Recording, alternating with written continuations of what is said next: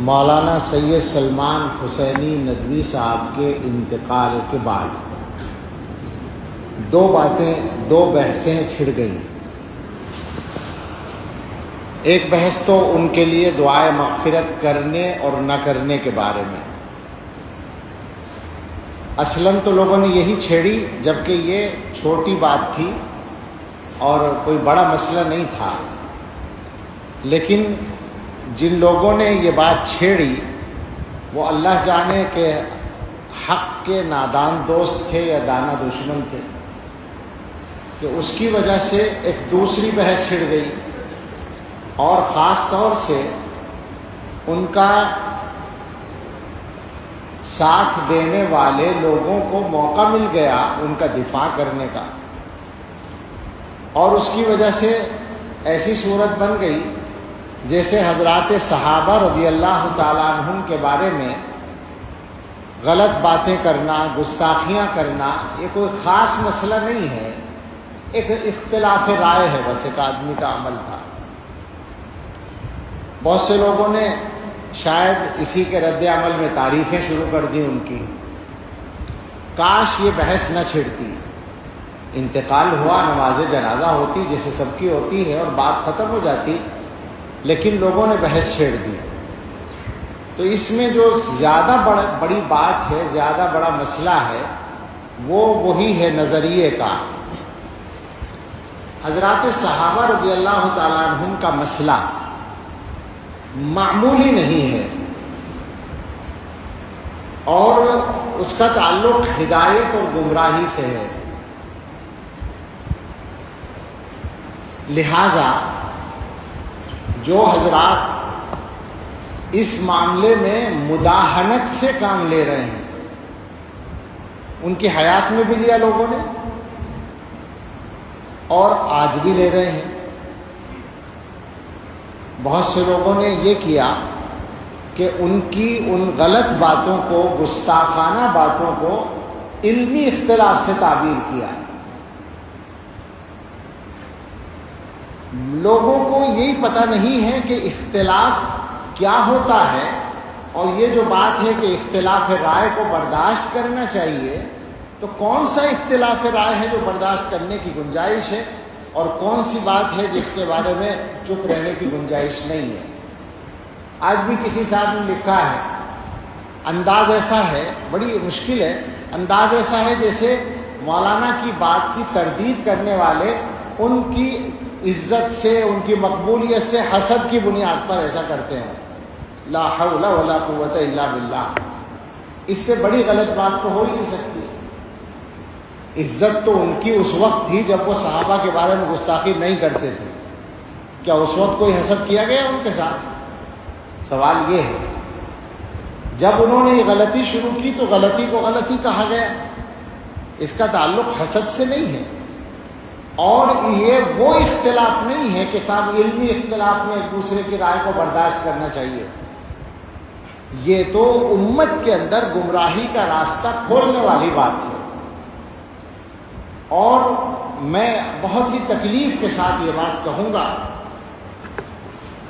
کہ اس طرح کے مسائل کی سنگینی کو سمجھنے میں کمزوری دکھانے والے صرف جماعت اسلامی کے لوگ یا صرف ان کے تلامذہ نہیں ہیں، ہمارے فضلاء بھی بہت سے پائے جاتے ہیں۔ میری سمجھ میں نہیں آتا کہ ایسا کیوں ہے۔ جو لوگ دین کی سمجھ گہرائی کے ساتھ رکھتے ہیں ان کو یہ بات معلوم ہے کہ امت میں کون سے مسائل ایسے ہیں جو بالکل علامت کا درجہ رکھتے ہیں۔ بالکل سادہ سے انداز میں پوچھتا ہوں کہ صحابہ کرام کے سلسلے میں مولانا مرحوم کے رویے کے بعد کسی کی ہمت ہے، ان کا دفاع کرنے والوں کی بھی ہمت ہے کہ وہ یہ ثابت کر دیں کہ ان کو اہل سنت والجماعت میں شامل مانا جائے؟ تو صحابہ کے مسئلے کو اس موقع سے ہلکا بنانے کی کوشش نہ کی جائے۔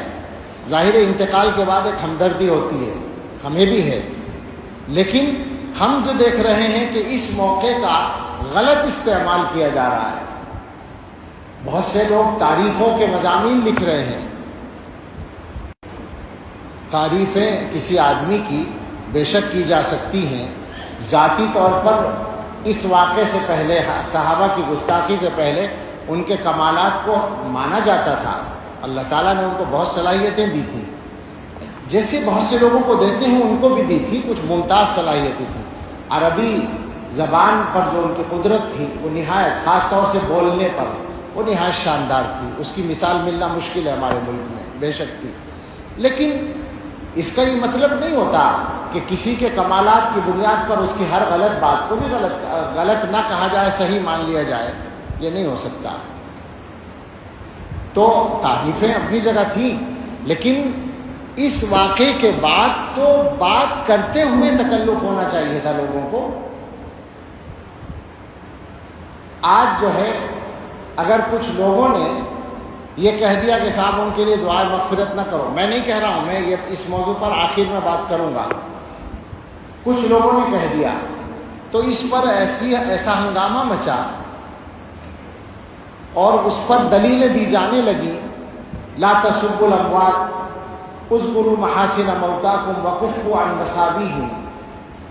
میں ایسے لوگوں سے ایک درخواست کروں اگر تو برا نہ مانیں، جو بات آپ مولانا کے لیے ثابت کرنا چاہتے ہیں، جس دلیل کو پیش کر رہے ہیں کہ اموات کو برا نہ کہو اور محاسن موتا کا ذکر کرو، مساوی کا ذکر نہ کرو، تو کیا بیچارے حضرات صحابہ رضی اللہ عنہ اس درجے میں بھی نہیں آتے تھے؟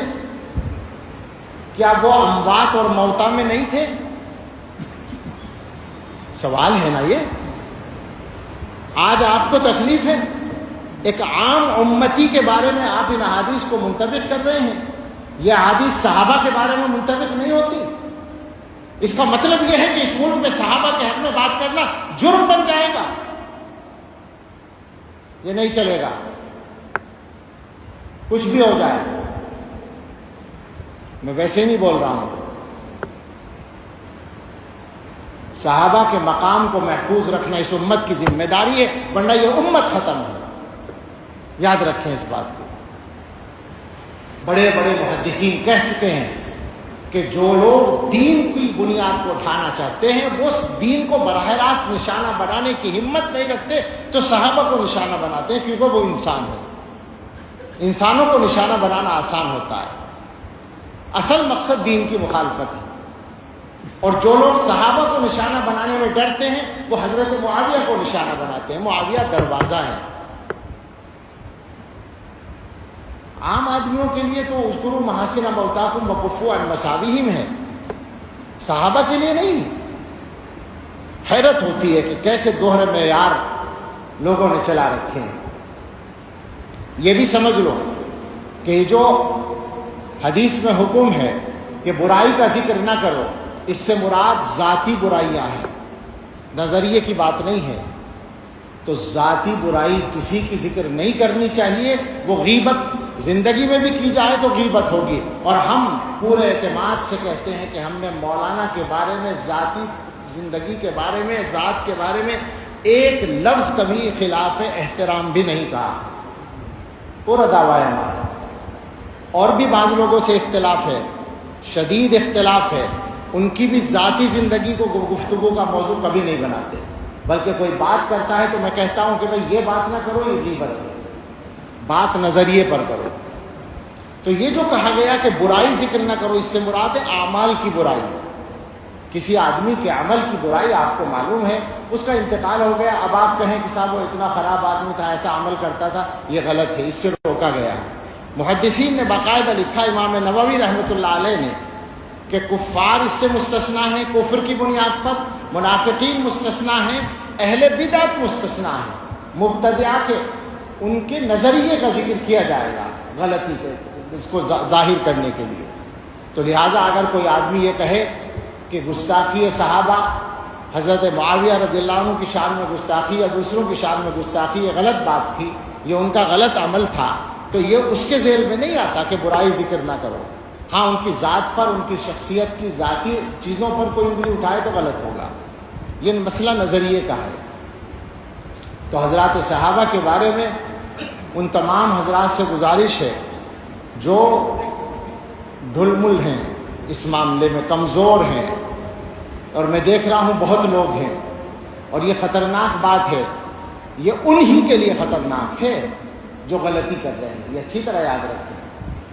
وہ سب اس معاملے میں صحیح راستے پر آ جائیں، اور وہ صحیح راستہ میرا یا آپ کا طے کیا ہوا نہیں ہے، وہ صحیح راستہ فقط علماء دیوبند کا طے کیا ہوا نہیں ہے، وہ اس امت کے سارے بڑے علماء کا طے کیا ہوا راستہ ہے۔ اس میں کوئی اختلاف نہ ابن تیمیہ کا ہے نہ ابن قیم کا ہے، وہ سب اس کے بڑے داعی ہیں صحابہ کے مقام کی حفاظت کے۔ اس میں کوئی اختلاف نہ ابو حنیفہ کا ہے، نہ مالک کا، نہ شافعی کا، نہ احمد کا، کسی کا کوئی اختلاف نہیں ہے، وہ متفقہ چیز ہے۔ اس متفقہ معاملے میں، اس متفقہ معیار میں لوگ باتیں بنانے کی گنجائش نکالنا چاہتے ہیں، اپنے آپ کو زیادہ بڑا سمجھتے ہیں، صحابہ کے بارے میں بات کرنے کی ہمت کرتے ہیں، اور موقع ڈھونڈتے ہیں، موقع تلاش کرتے ہیں۔ ایسے لوگوں کو توبہ کرنی چاہیے۔ بہت لمبی بات نہیں کرنا چاہتا، صحابہ کے موضوع پر تو بہت ساری تفصیلات ہیں، دلائل ہیں، میں بس اس بات پر آتا ہوں کہ ان کے لیے دعائے مغفرت کی جائے نہ کی جائے، تو بالکل صفائی سے بات ہے کہ ان کی تمام تر غلطیوں کے باوجود اور اہل سنت والجماعت کے نظریے سے انحراف کے باوجود اور گمراہانہ باتوں کے باوجود ان کی تکفیر نہیں کی گئی ہے۔ کسی دارالافتاء نے ان پر کفر کا فتویٰ نہیں لگایا، لہٰذا وہ کافر نہیں تھے۔ جب کافر نہیں تھے تو مسلمان تھے، اور جب مسلمان تھے تو مسلمان کے لیے دعائے مغفرت کی جا سکتی ہے۔ یہ بالکل اصولی بات ہے، اس میں ہمیں کوئی تعمل اور تکلف نہیں ہے۔ البتہ ایک بات ہمارے بعض بزرگوں نے کہی ہے کہ زندگی کے اخیر کے چند مہینوں میں وہ ان اختلافی مسائل پر بولنے میں احتیاط کر رہے تھے۔ اللہ کرے ایسا ہو کہ انہوں نے وفات سے پہلے ان چیزوں سے توبہ کر لی ہو۔ رجوع کا لفظ بولنا غلط ہے، توبہ کرنے کا مسئلہ ہے کہ توبہ کر لی ہو ان چیزوں سے، اللہ کرے ایسا ہو، تو ظاہر ہے ان کے حق میں بہت خیر ہوگا۔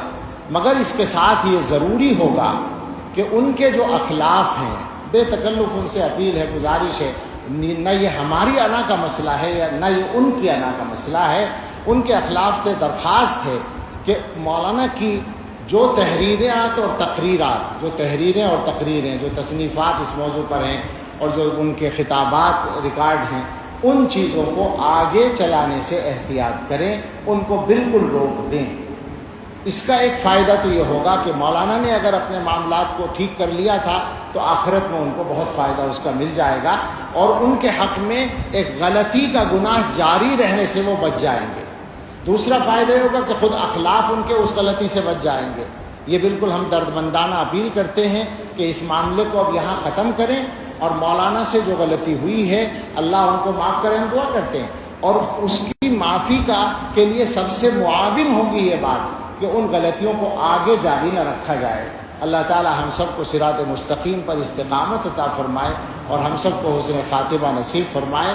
یہ مسئلہ، سچی بات یہ ہے کہ لوگوں کے ایمان کا مسئلہ ہوتا ہے اور نظریے کا، بنیادی عقیدے کا مسئلہ ہوتا ہے، اس لیے مجبوراً اس پر گفتگو کی ہے۔ کسی کے انتقال پر اس طرح کی بات نہیں کی جاتی، لیکن چونکہ لوگوں نے بحث چھیڑی، اور میں نے شروع میں کہا کہ جن لوگوں نے یہ بحث چھیڑی پتہ نہیں وہ نادان دوست تھے یا دانا دشمن تھے، ایسی بحثیں ایسے موقعوں پر چھیڑنی نہیں چاہیے جس کی وجہ سے لوگوں کو غلط باتوں کے پھیلانے کا بھی موقع مل جاتا ہے۔ اللہ تعالی ہم سب کو صحیح توفیق عطا فرمائے، آمین۔ وآخر دعوانا الحمد